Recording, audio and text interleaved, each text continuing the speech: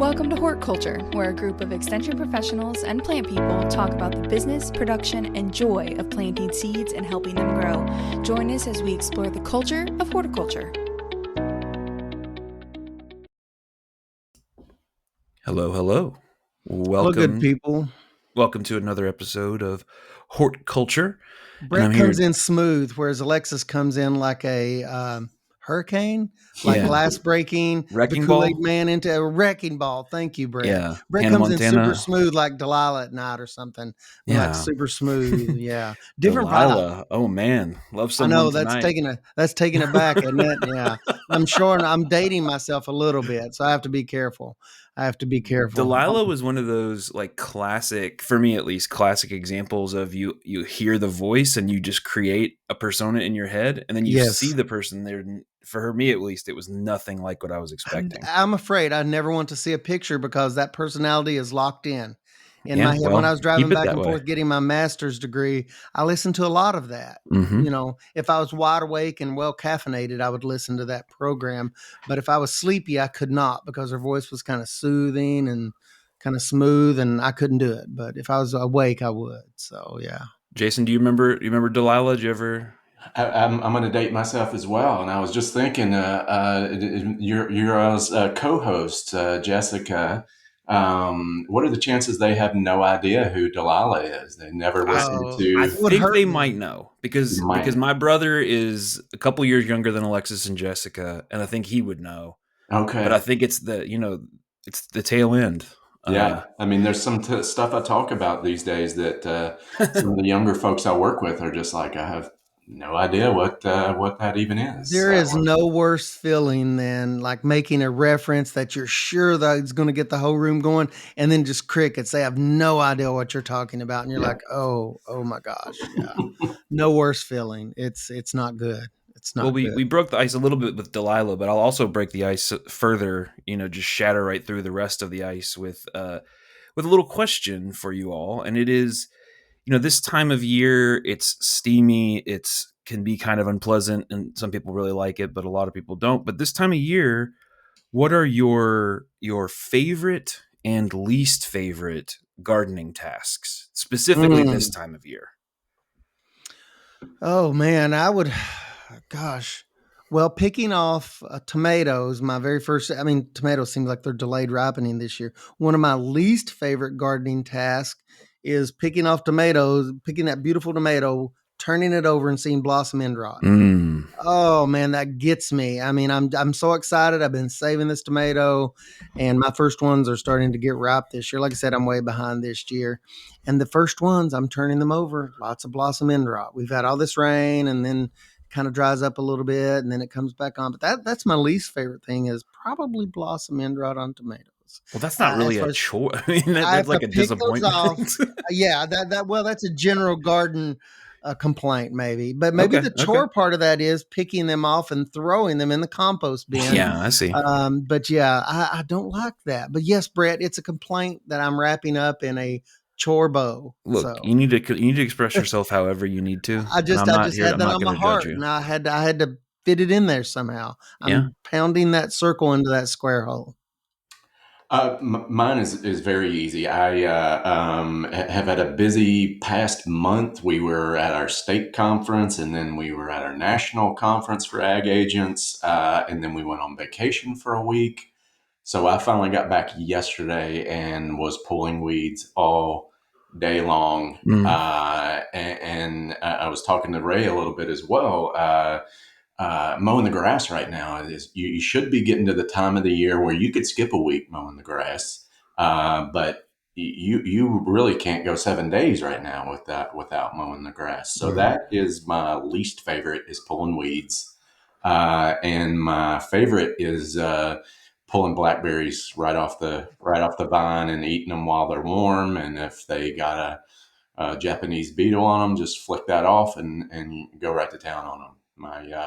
Me and my little guy love pulling the blackberries right off the vine. So that's my favorite this time of year. Man, yeah, that's a very good one. Very evocative of summer. Even the mention of the warm, plus the Japanese beetle. It's very Oh yeah, just authentic Kentucky July, late they go July. with each other. It's also I call it pullover ditch season because I'm one of those. I remember a state meeting a couple years ago, and I was with a group of agents where I just basically locked the vehicle up on Land Between the Lakes. Halfway down, we were taking a little like side tour, and they were like, "What are you doing?" And I put it in reverse right in the middle of the road. Went back and did this little pull off because there was blackberries beside the road, and I break for blackberries. I need that bumper sticker, and I love when you see a big patch of those along the side of the road, and they're just, I'm like, I'm stopping for that. I am 100% of the time, if there's a safe pull off or even semi safe pull off, I am stopping for those blackberries along the side of the road. But the people learned a lesson that day were with me. I do break for blackberries, and I absolutely will every single time. And they were a Yeah, little I'm freaked imagining out. you like lock up the brakes, swerved at like, kind of a. It was almost that dramatic. I mean, they may have screamed a little and they were like, "Oh my gosh, what? What do we hit?" I'm like, "We didn't hit anything besides the brakes. We're Yeah. backing this thing up." It was some big SUV type thing that was a rental, and I just backed it up and went a little bit off-roading up this little log thing in the Land Between the Lakes area because that's where the blackberries were. And they complained at first, but then they got out, they saw the blackberries, and all was right with the world. No complaints after that.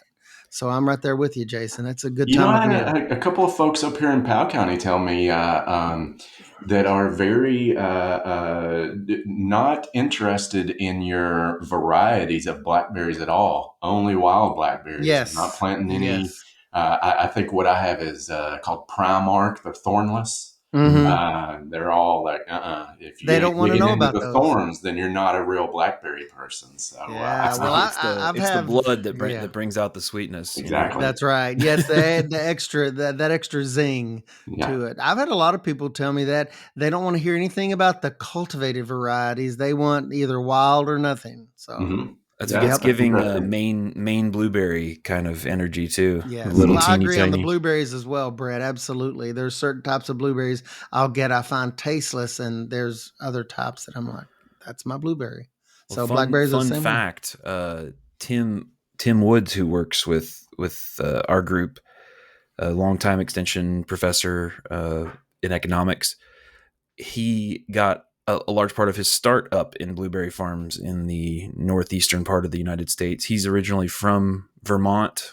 His family moved to Indiana later on, but yeah, and then I believe, I could be wrong about this, but I believe his first extension job was working as an extension, I guess we would call it an associate with blueberry growers up in Maine, I think. So he'll have to come on and regale us about stories of Yeah. blueberries past. But well, Jason, you mentioned task. I think just real quick, my answers would be, my favorite thing is probably the watering my bonsai this time of year, because it's a methodical. I don't always love it, but it's one of my favorite ones. But one of my least favorite Favorite as things. well would be cutting the grass. And I think that's part of the reason why we have moved away from having very much grass left at all in our yard, is because, well, multiple reasons that we'll talk about later here in this episode. But one of them was I just don't like cutting it. So Ray, what did you have in mind for us to kind of talk about today? Do you have any kicking off questions for us to get us started? But Well, first of all, I but guess, yeah, yeah, Jason Vaughn's with us today. He's a county extension agent for agriculture and natural resources there in Powell County. I need to say it correctly. Is that correct, Jason? That's where you're at. That But is correct. I'm in and Powell I County. and I know that you have a very strong background in both commercial and home turf. So we figured that would be a good point of topic today, especially this year being what it is. This year being a little unusual. Brett just mentioned that he doesn't like to mow grass. And anyone that doesn't like to mow grass, and Jason alluded to it earlier, this is not the year for you. This is the time of year I'd get excited where I only have to mow every 14 days. I look forward to that. I have a south facing back lawn. I can get by with 2, sometimes maybe 3 weeks until the weeds start. I don't want the weeds to head out. But this year, Jason, I'm mowing every dang week.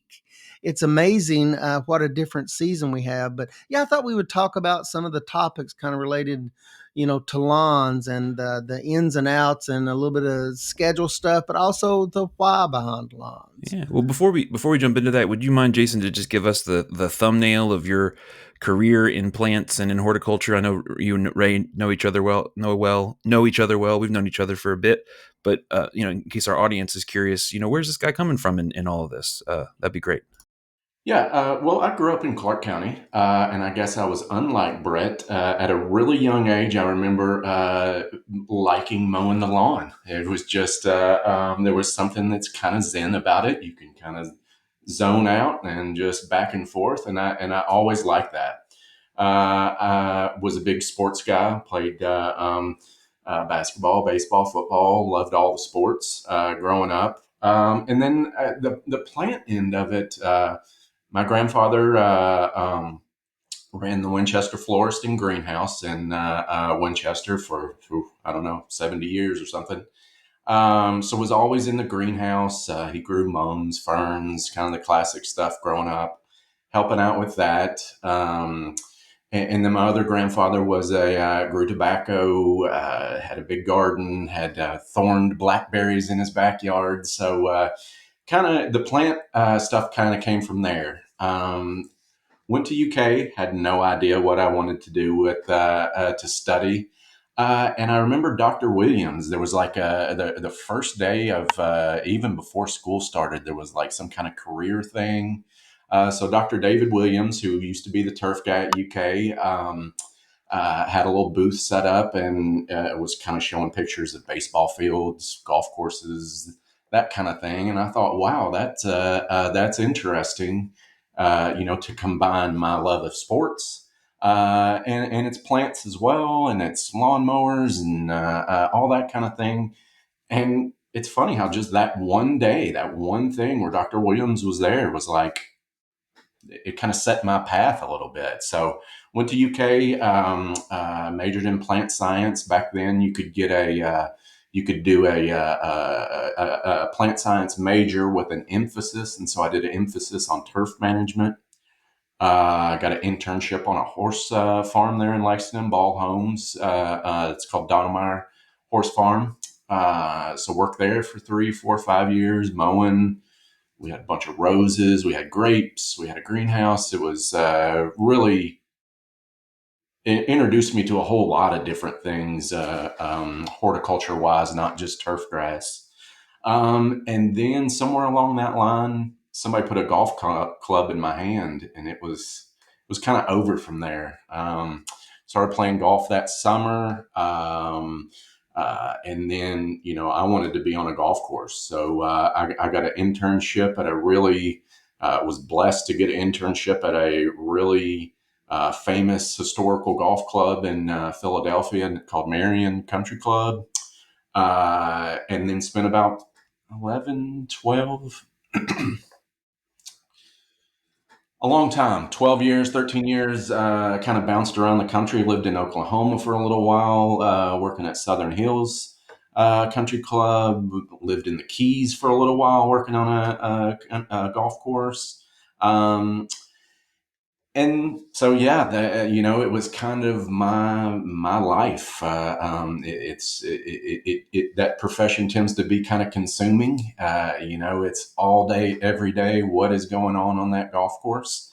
So yeah, I loved it for many, many years. Then kind of was getting married. Knew I wanted to have a kid. Sometimes that lifestyle with the golf course and a family life doesn't mesh that well. So that's how I kind of ended up here. I always thought I might like to be a teacher, and extension kind of filled all those roles of plants and turf and teaching and a little bit better, a more conducive lifestyle to a family life. So yeah, that's how I ended up here. Is that the thumbnail? Yeah, Oh that's man. great. That's Marion that hosted the U.S. Open back in like the 2013 ish. 13, yeah, I was there in 2005 when we hosted the U.S. Amateur. So that's Wow. if you're not a professional golfer like most of us are, that U.S. Amateur is a a very big deal. So, and then from there, as far as tournament golf goes, I left Marion and went to Southern Hills in Tulsa, and had the PGA Championship there that year. So Tiger Wow. Woods won. So Yeah. Yeah, man. So some prominent locations, not only prominent locations, but you've literally covered a lot of ground in different areas of the country. Did you also say the Keys? You were the down Keys. there? Wow. Yeah. So So I went down there for the first year I went to Philadelphia. The superintendent said, you're new on the golf course. We'd like to keep you here for another season, but you need more experience watching the grass grow. So I have a friend that lives down in the Keys. Would you like to go down there and work for him? And I said, yeah, absolutely. I was young and not married, and could fit everything I owned in a couple of backpacks, and off I went. So, yeah, I was very blessed to get to bounce around lots of different places, historical golf clubs, and met a lot of different people. Yeah, I was very blessed. That's awesome. Yeah, I had no idea about that. Working in the golf side of things, because I mean, if in case people aren't familiar, this is like the equivalent in the golf sporting world of working at like a major botanical garden. That this is like they're known for taking care of this stuff and for being at the top of that game. What would you say? What would you say are things that maybe people don't understand about like the role of groundskeeping or taking care of a golf course that you either learned through that or that you kind of even still see? I'm curious about that because I don't even know if I understand what all goes into that. So, I mean, one of the major ones that maybe folks don't understand is that 6 a.m. It's a very early start time. If you're somebody that's interested in that profession, if you're not good at waking up early, you might want to think about a different job.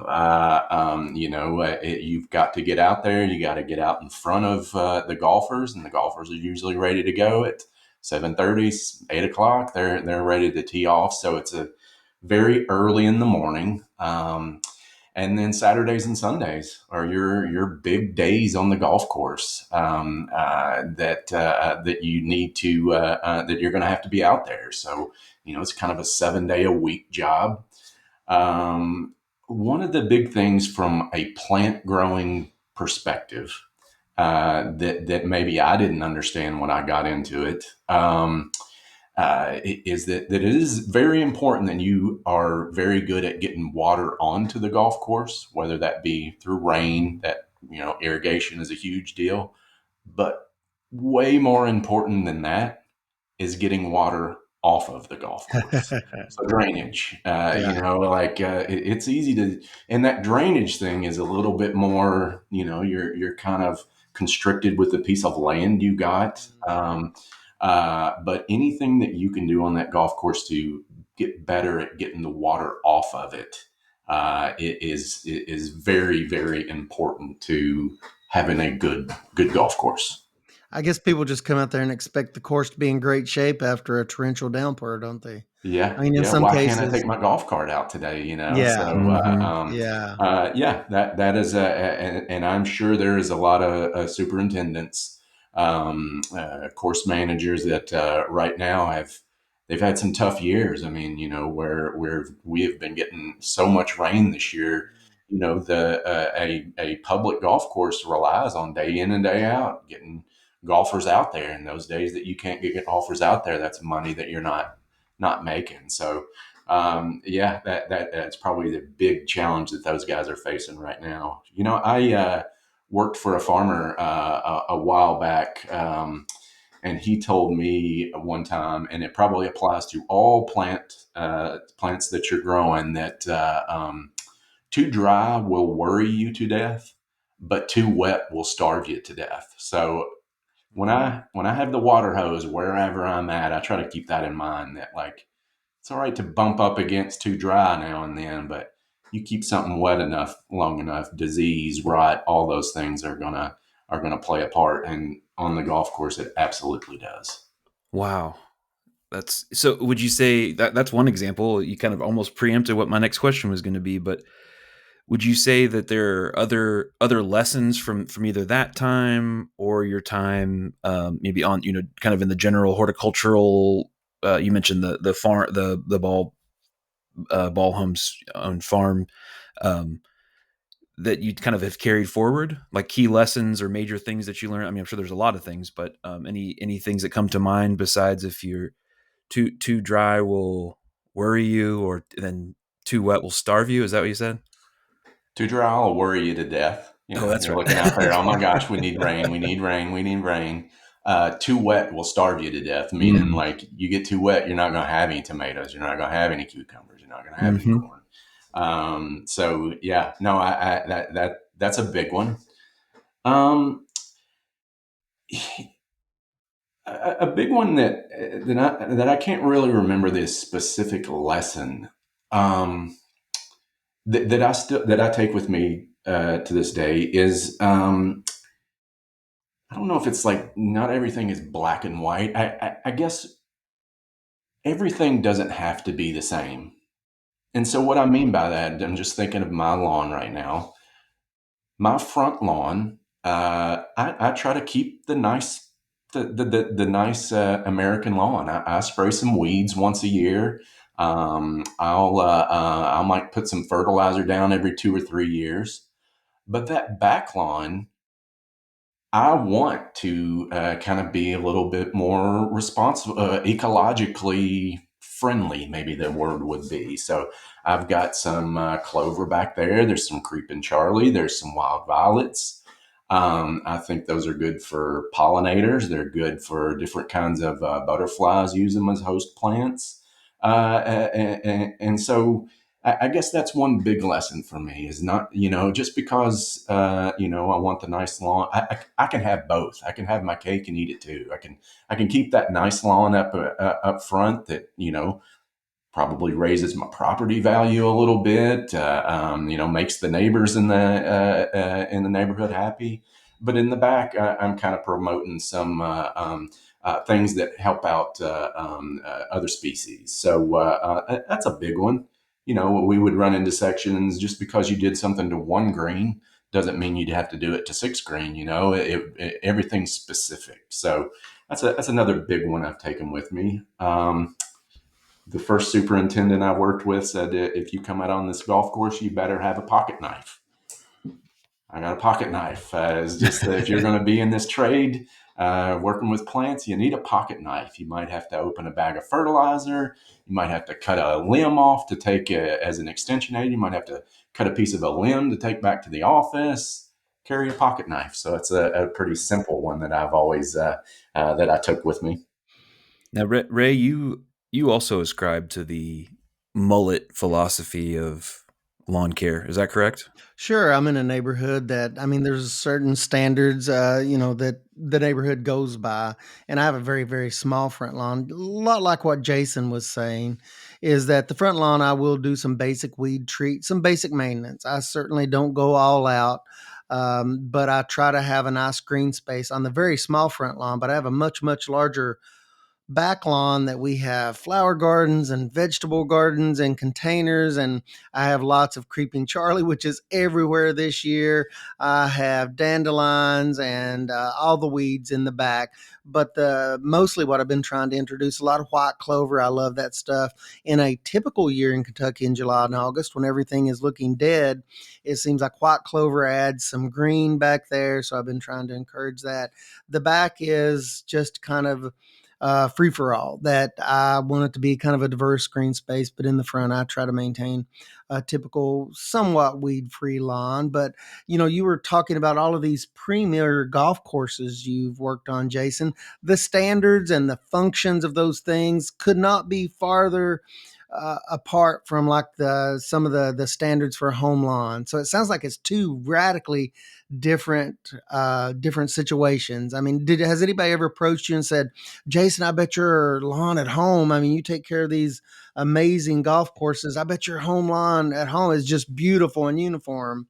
You ever get that some? Oh, absolutely. Yeah. Absolutely. In fact, I think my wife may even be a little disappointed. I think when Oh, she married me, oh probably thought no. like Oh no. she's going to have Augusta National in the front yard, and Yeah. it just hasn't worked out that way. So, yeah, absolutely. I mean, everybody in the family seems to want to call me with, some what do I do about this or what do I do about that? I actually got a very funny story about that. My papa was, like I said, he was grew tobacco and various other farming growing up. And he knew I was going to the University of Kentucky. He knew I was in college ag. Very proud of me, I know. So called me one day and said his lawn's looking terrible. Like, and you're going to turf school. Come over here and take a look at it and see what I could, tell me what I need to do. Okay, drove over there. And he said, he grew up at that time.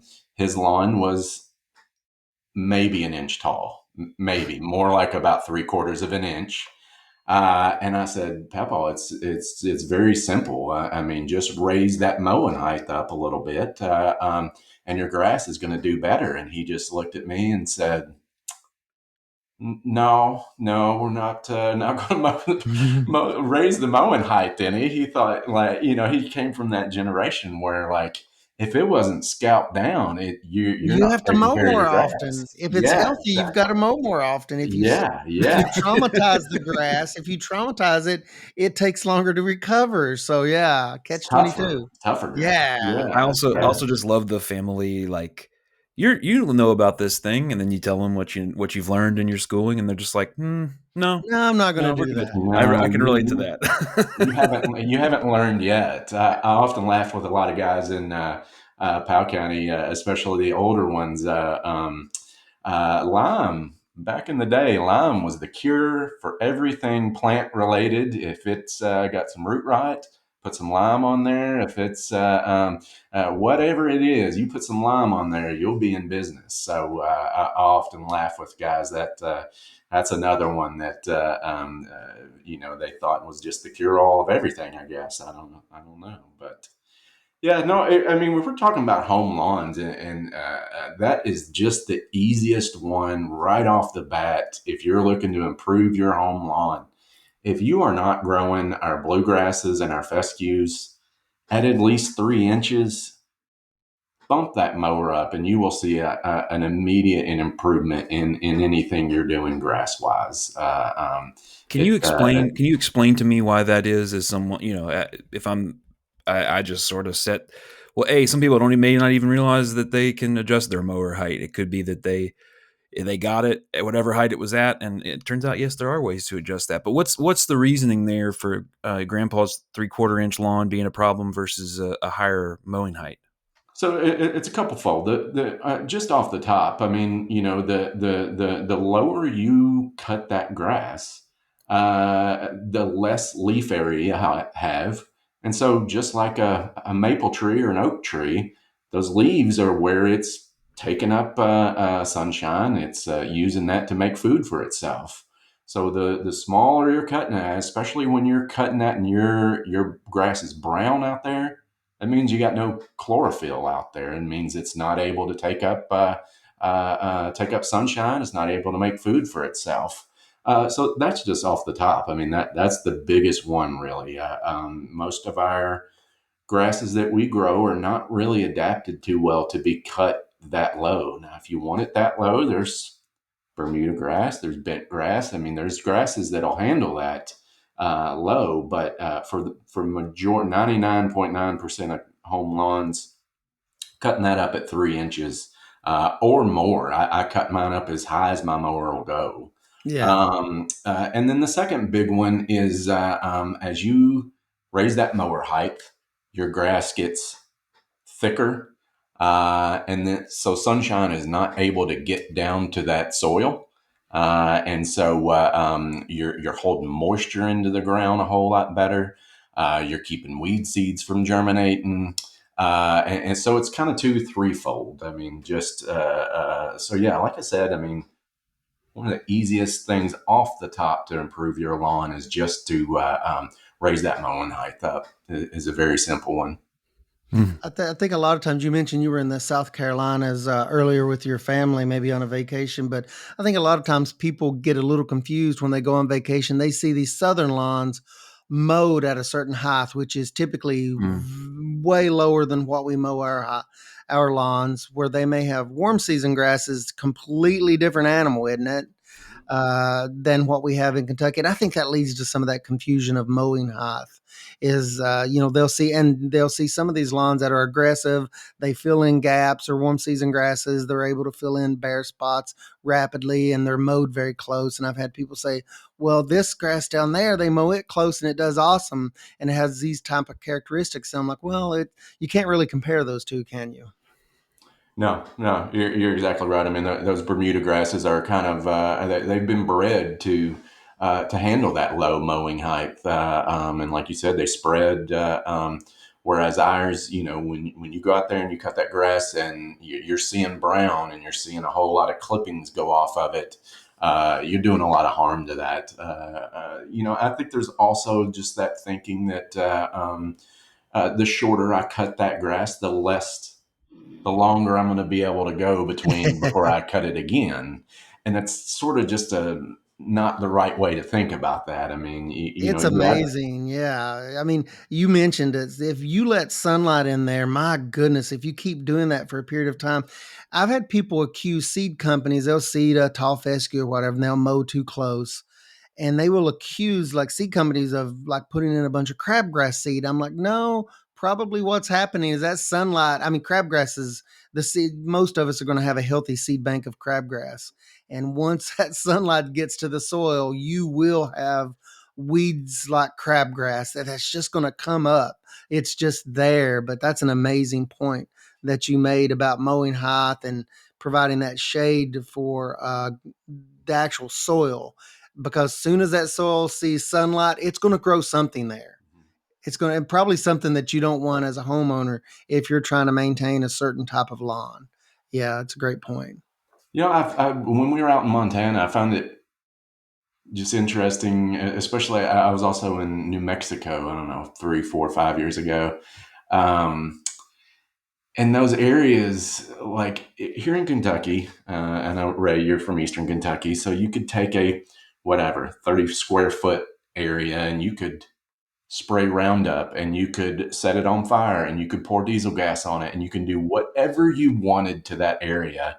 And within 3 weeks, here comes a crabgrass, here comes some dandelions, here comes some weeds. Just the And then, weeds. yeah, and Yeah. you come back 10 years later and it's back to what it was. Whereas some of those places out west, it's just like, especially when I went on a hike in New Mexico, and it's like nothing was growing. It's just like little scrub oaks here. And I Yeah. was like, that's just amazing that it's Very so, sparse. yeah, sparse. It's so different from Kentucky. But I don't know how we got talking about, or how I got talking about that. But Well, yes, it's you start bringing letting that soil get some sunlight Our in it. seed bank is impressive, and the Yes, it seeds last is. a long, long, long Yes. time, many years. it's bringing to mind to me something that we've talked about previously, and so in a place that doesn't get much rainfall, you'll still have some people who want to aspire to the American lawn, and they'll pump in so much water that it would blow your mind to have have grass out front. We talked about xeriscapes, these concepts that people have been moving toward in certain water stressed areas.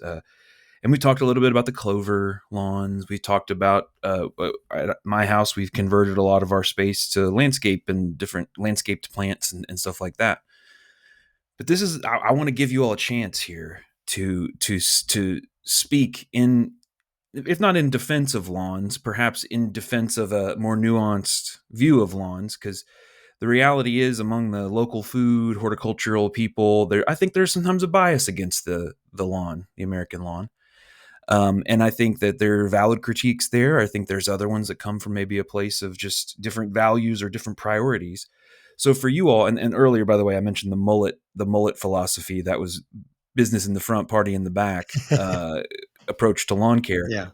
I'm going to steal that, by the way. That's fantastic. And Well, you have to we give should that one away trademark because I that and think try to sell that It's sort a of Joe Dirt philosophy. Yeah. Yeah. exactly, exactly. That's I'm sorry, terrific. Joe Dierte, for those of you that get the reference. Yeah. But as you think about the business in the front, you're thinking about you mentioned already, Jason, a little bit that there is a cultural norm and value placed on having that front lawn in terms of, especially in certain neighborhoods, for the resale value or the curb appeal of the place.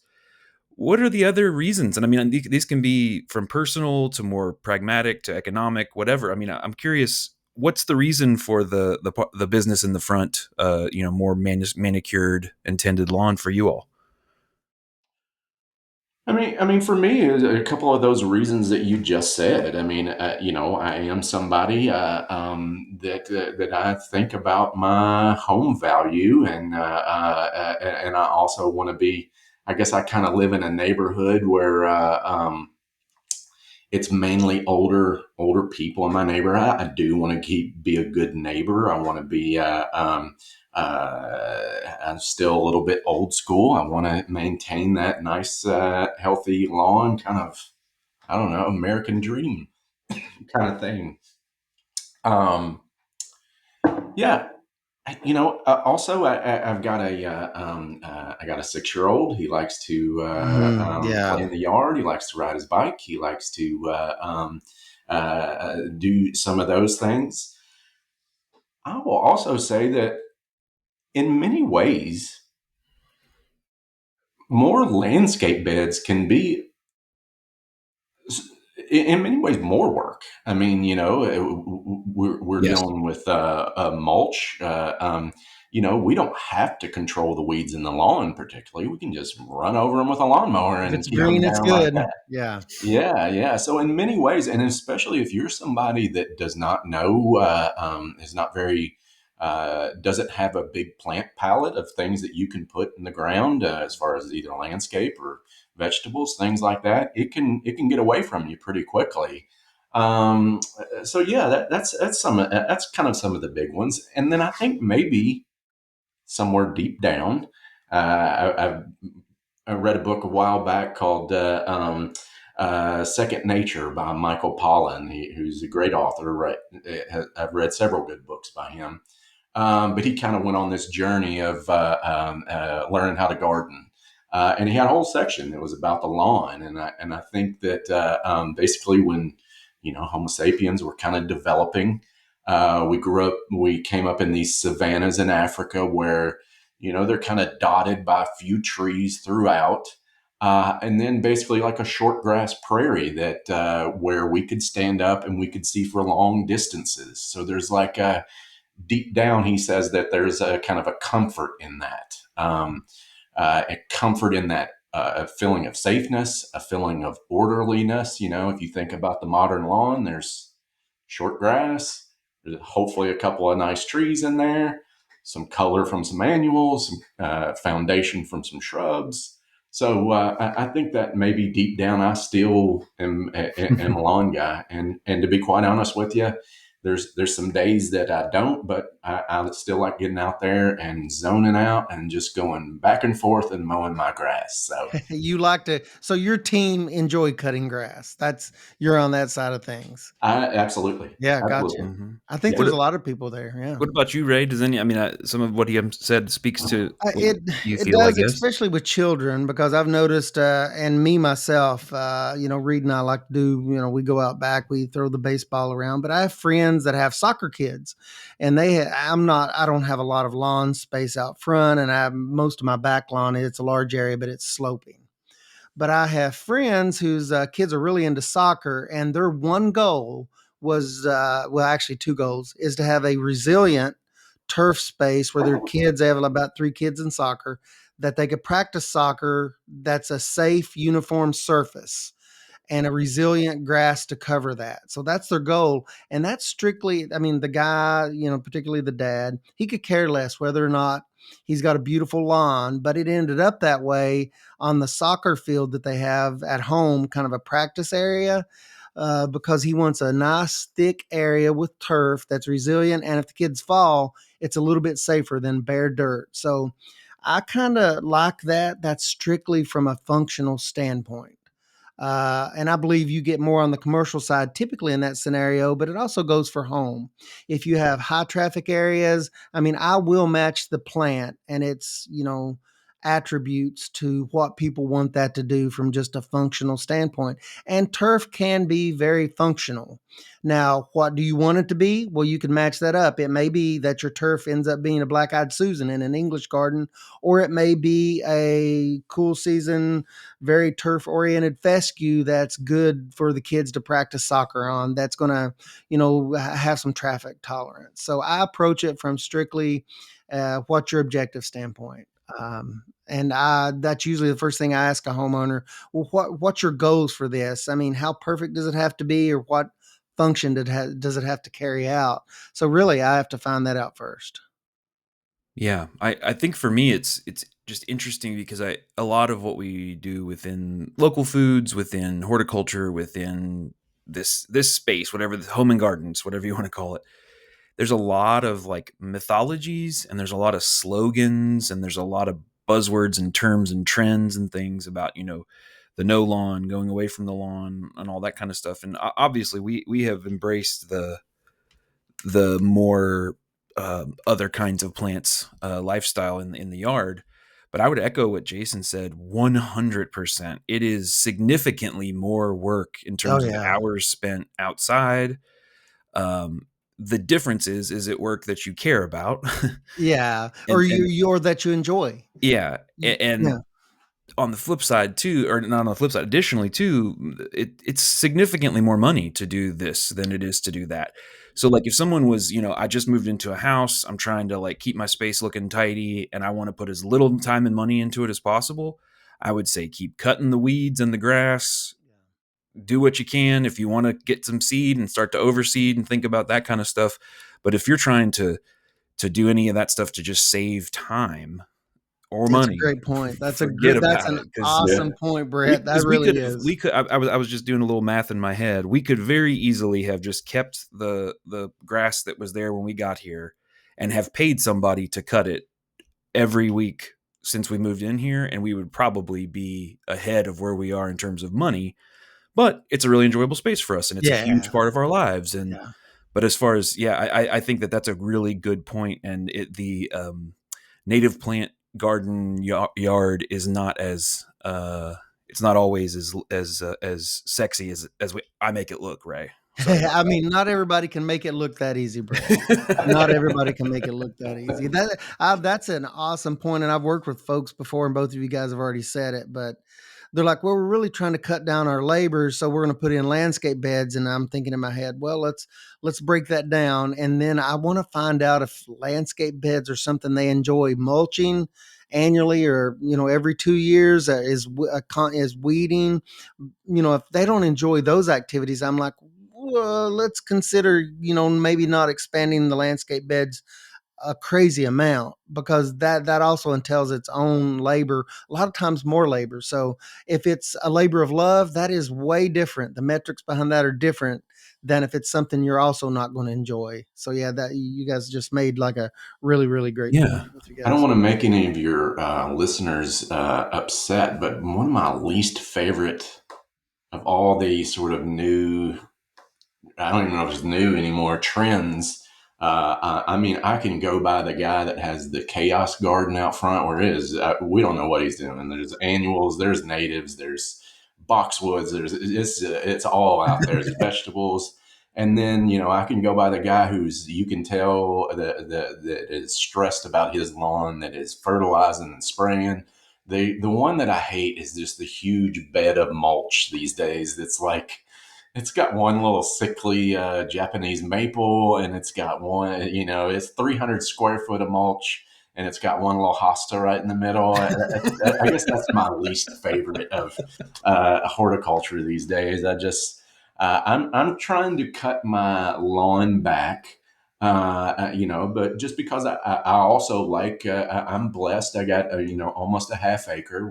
Oh, I yeah, like my nice. lawn, but I like my shrubs, and I like my blackberries, and I like my strawberries, and like my perennials, I'm trying to lessen my lawn, but I'm not going to do it with just mulch. So yeah, that I hope I didn't run anybody off with that comment, but I'm not No, not at interested all. in yard I think mulch. the other part of, like, the other kind of argument or so, vision within this, it's not really a dichotomy, but it's, the wild plant folks we get more airtime, and so this is our attempt to kind of say, hold on a second, it's not all.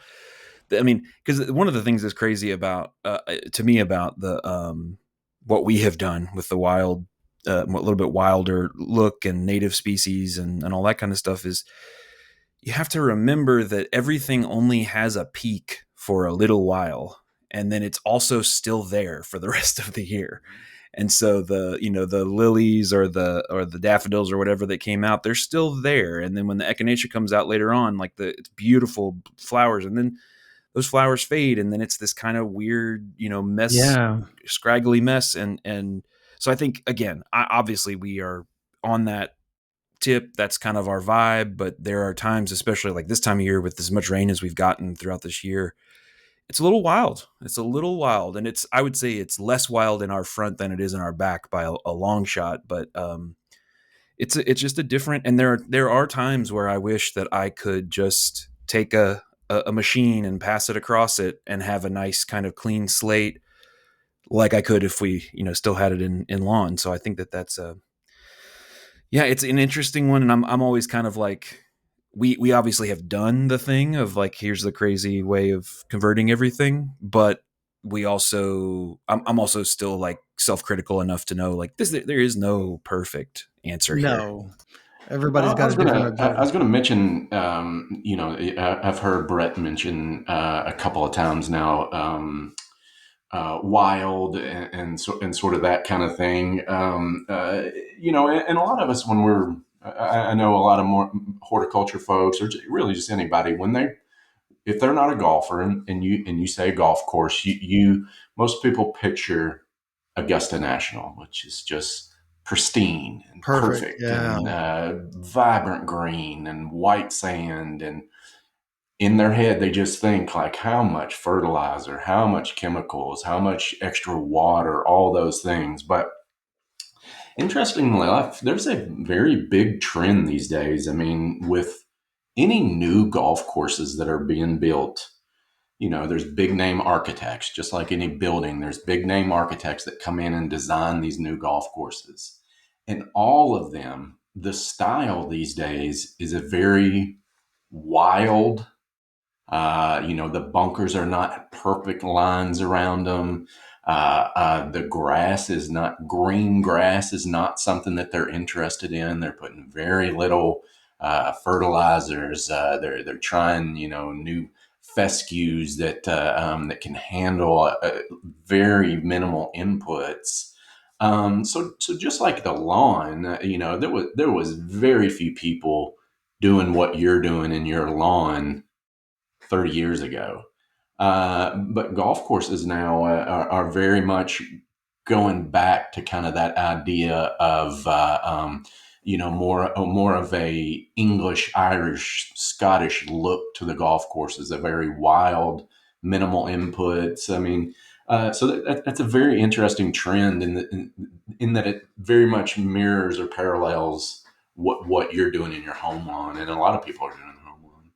That's really cool. Yeah, I was imagining kind of like a St. Andrews, but here kind of energy to the approach. Yeah. That's really cool. Well, so real quick, I know you kind of gave us the overview timeline of kind of what you'll do to your front yard in the throughout the season. Could you just go back through that and just give maybe just a tiny bit more detail? So, like, for instance, when is it that you're spraying? When is it that you're fertilizing? Just the kind of annual or 2-year cycle or whatever of your lawn care in the front that you're going through, that you would say this is a good place to start if you're either a new homeowner or you're interested in making that lawn look really cool. By the way, one side note, when we were talking about why you do the front yard thing, there is an acceptable answer, I think, too, that is, I really, really like the way it looks. Just Yeah. aesthetically, I like it, Sure. period. Yeah. Yeah, Whether it or makes many money. many men would probably tell you, "My wife likes the way it looks." Right. So there, Yeah. That's a valid, I try to make my that wife is a happy, valid. and so, We We make all um, kinds of aesthetic decisions yeah, it's just because I kind of beauty. prefer the way that looks. Yeah. yeah. So yeah, two things, or three things that I would very much focus on if I was wanted to make my lawn look presentable, and be very minimal in my inputs. And so the first one is I raised that mower height up. We talked about that earlier. That's just an easy one I can go do in the garage in 2 seconds this afternoon. So raising that mower height up. As far as applying chemicals, I do it once every couple of years, and I do it in the fall. There's a saying that says spring is better than summer, but fall is best of all. So what we're doing in the fall is those, especially we're going to get any annual weeds that germinated earlier in the year. We're going to get any winter annual weeds that have germinated in that August, September. So, around end of September is when I'm going to think about applying a chemical. And really what you're doing is, as we're going into winter, those perennial plants are taking up resources and putting it down in those roots, and they're going to hold it. And the next spring, they got resources. Boom, they're taking off. We're really getting rid of those resources when we spray it in the fall. I love a hose end sprayer. It basically is a little gun. I'm sure y'all could put a link to one in the show notes. $15. It's got a little trigger on it. It's got a little container, a little basin at the bottom. You pour straight herbicide in there. Walk across with your water hose and cover the lawn completely. It's a very easy way to do it. Like I said, I usually do that in around September. I might do it every couple of years. If you've got a lot of weeds out there, it might be something you need to do every year for a couple of years till that high mowing height starts growing in, filling in, covering up that soil like we talked about. And then uh, as far as fertility goes, I'm always going to suggest that you go to take a soil sample to your local extension office, get a soil sample. I've been in many arguments here, not arguments, discussions in Powell County. Yeah. Passionate Folks, discussion. yeah, the 10-10-10, I just put it in the spreader and off we go. And, that's causing a lot of issues. I mean, Yeah. so, and as importantly, you're probably spending money you do not need to spend. I mean, most of our lawns in Kentucky are going to be plenty high in phosphorus and more than likely plenty high in potassium. So I've checked my soil several times, and so I am just adding nitrogen. A simple high first number, 0, 0 in that fertilizer analysis. And I'm usually doing that.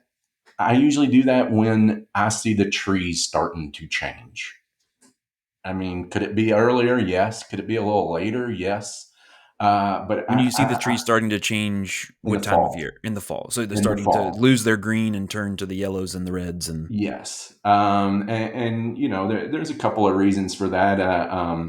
Dr. Williams did a lot of research on that, and so that's the way I do it. I think that when you go out, you start putting fertilizer down in May. One, your grass is already growing enough.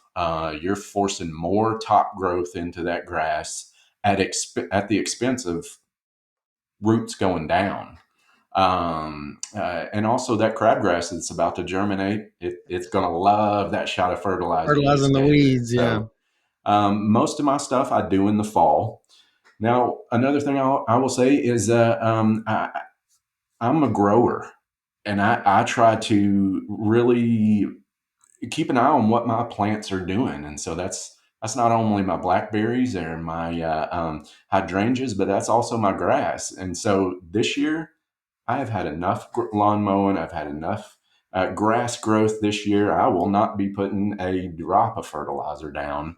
I've had enough of it. My canopy is thick enough for me, so I'm not. I'm not going to do anything this year. I'll probably spray some weeds, towards that fall time. But other than that, that's about it. Yeah, I think that's one of the things that sometimes people lose sight of, and we do the marketing people. Technically, I work in the world of marketing, and unfortunately, sometimes those people they do us a disservice by calling fertilizer plant food, and in reality, it's supplemental nutrition that allows it to do its thing in making its own food. And so you're saying, they've been lush, lots of foliage, lots of photosynthesis happening, lots of storage in the roots. I'm not trying to give it a leg up. It's going to have a great year next year, whether I do this or not. I think Yeah. that's really just a smart way of thinking about it, and a good example of like, how do you even make this decision? Because I do think one of the other pieces, besides some sort of like a biodiversity or just a personal cultural aesthetic, that I plant native plants and I'm better than you or something. I think another reason why sometimes lawns catch a bad rap is because there's this association with, and same way with the golf courses, there's this association with just so many, the world according to chemistry. And what I've heard from you is pretty minimal. I mean, it's a pretty minimal amount of inputs, and in most cases, it's based on data about like what you need in your soil tests. It's so I think that I think is really interesting, and the image of the lawn care company rolling up and spraying every 48 hours or something that maybe some people have in their minds, that doesn't have to, that's not even necessarily smart. In most cases, it's going to be too expensive. It's going to Yeah. be maybe even wasted energy or effort. We have a great publication, Brett, that I'll kind of plug or here, and we'll add that to the show notes. But it's Low Input Lawn Care for Kentucky, and it really stresses the whole publication is about growing a healthy uh, grass, lawn grass, and the rest will take care of itself. Kind of like Jason was saying, if you approach it from selecting good practices for the grass, that'll select against things that you may consider weeds. But I'll link that in the show notes, and it kind of summarizes this a lot of the conversation we've had today. In that, one of my end goals is to have very low input and still a decent turf cover out front. I want minimal inputs, both in time and monetary resources. So It's always a balancing act. So the resources, and then issues. The more fertilizer I start putting down, the lusher that plant is, the more diseases like lush green things, the more yeah, insects like that. Okay, well now I had to apply I had to apply a fungicide. Well, now I had to apply an insecticide. Well, now I got a little burned up. I need a little water out there too. Now I got to put in an yeah. irrigation system. So Well, as you if keep you going up irrigate and it, adding man, stuff, you start having more issues. So there's that. yeah, It's about finding that happy medium where, I got a healthy turf. I do got a few weeds out there. I can live with that. If we get real hot and dry, I might turn a little brown in a few areas. I can live with that. So managing, balance, finding a balance with it all is kind of that sweet spot. yeah, And that's yeah. where I've found in my lawn is a herbicide application every couple years, a fertilizer application, kind of based on what I've been seeing and how it's been growing. And just to be clear, in case anybody's listening along and they're new to this would be a selective herbicide that is for just broadleaf weeds, not for grass. Correct. Yes, that's Yeah, that's a don't very spray good point. Roundup on the lawn in the fall. You'll be in for The key word No, being very good point. selective. a Yes, surprise in the spring. yes. Cool, awesome. Well, you have any other thoughts you want to leave us with before? I've really enjoyed this conversation. I think it's been nice to just talk about a little bit different view on this all this stuff. Any other thoughts you had, Jason, before we say goodbye? No, I appreciate you guys having me on. I mean, I've always felt sort of that, and I get it. It's easy to drive past that golf course and you see the irrigation heads flying. It's, and I think we always want to make, in the world today, we always want to, somebody has to be the bad guy with everything, but having been on, so I used to work at Delilah Country Club in Lexington. And I tell you what, one of the best wildlife things I've ever seen is at Idlehour Country Club, right in downtown Lexington. It was about 6:15 in the morning. I pulled up on number 3, right by number 3T. We had some what we call native areas, long grass. I look over there, and it's a little family of foxes. And if anybody's ever seen pup foxes, they just jump on top of one another. You could tell they're wrestling. They're having so much fun, and it was so beautiful that I think that's just some of our golf courses right in the middles of cities are one of the few places for our wildlife to really kind of stretch their legs. So they're not all bad. Every superintendent out there that I know is very conscious of the environment. They're very much trying to be as safe as they are, get better with the products they're using, use less of everything. Just like everybody that we kind of know, they're the same kind of people, and I was one of those people for many years. So yeah, no, it's good to come in and kind of defend those guys and give them give a different perspective to some of those things. So I appreciate you guys having me. Yeah, and then the reality is just as you did, there is a whole world of employment out there for folks who come up through the training programs that we have gone through, and the college programs, and strong relationships, and lots of other areas too. So I think it's important as we think about the broader horticultural and plant world. That's a huge part of it, both culturally and economically and otherwise. So cool. Well, I'll just say thanks to everybody for listening in to this podcast. Thank you again to Jason. If you'd like to get a hold of us, follow us on Instagram at Horticulture Podcast. You can also email us if you have questions or you want to have another episode with Jason. Let us know that at horticulturepodcast at gmail.com. And with that, I'll say goodbye for now, and we appreciate you listening, and we'll see you or hear you or speak to you next time.